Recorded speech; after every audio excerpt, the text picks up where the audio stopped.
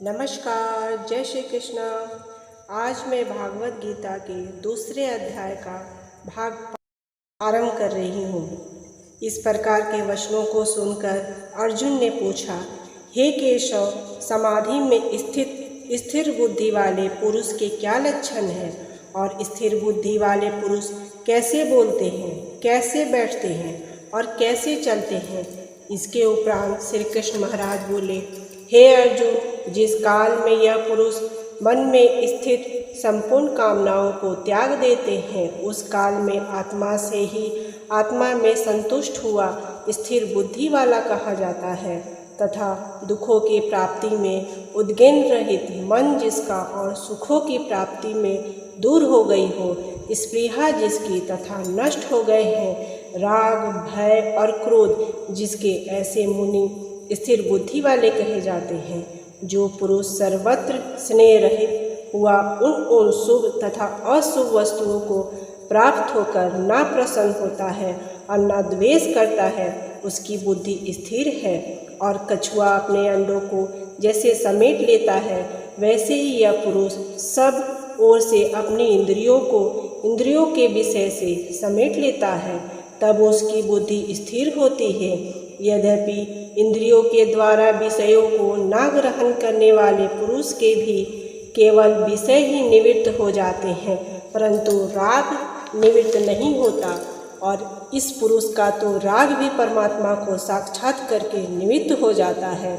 और हे अर्जुन, जिसे यह यत्न करते हुए बुद्धिमान पुरुष के भी मन को यह प्रमंथन स्वभाव वाली इंद्रियां बलत धर लेती हैं, इसलिए मनुष्य को चाहिए कि उन संपूर्ण इंद्रियों को बस में करके समाहित चित्त हुआ मेरा परायण स्थित होए, क्योंकि जिस पुरुष की इंद्रियां बस में होती हैं, उसकी ही बुद्धि स्थिर होती है।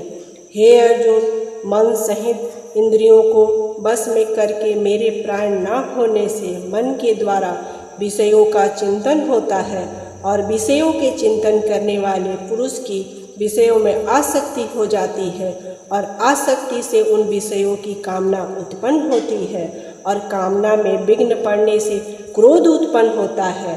क्रोध से अविवेक तथा मूढ़ भाव उत्पन्न होता है, और अविवेक से स्मरण शक्ति भ्रमित हो जाती है, और स्मृति के भ्रमित हो जाने से बुद्धि अर्थात ज्ञान शक्ति का नाश हो जाता है, और बुद्धि के नाश होने से यह मनुष्य अपने श्रेष्ठ साधन से गिर जाता है। परंतु स्वाधीन अंतकरण वाला पुरुष राग द्वेष से रहित अपने वंश में रही हुई इंद्रियों को, विषयों को भोगता हुआ अंतकरण की प्रसन्नता अर्थात स्वेच्छा को प्राप्त होता है। उस निर्मलता के होने पर उसके संपूर्ण दुखों का अभाव हो जाता है, और उस प्रसन्न चित्त वाले पुरुष की बुद्धि शीघ्र ही अच्छी स्थिर हो जाती है। हे अर्जुन, साधन रहित पुरुष की अंतकरण में श्रेष्ठ बुद्धि नहीं होती, और उस आयु के अंतकरण में आसक्ति का भाव भी नहीं होता, और बिना आसक्ति भाव वाले पुरुष की शांति भी नहीं मिलती।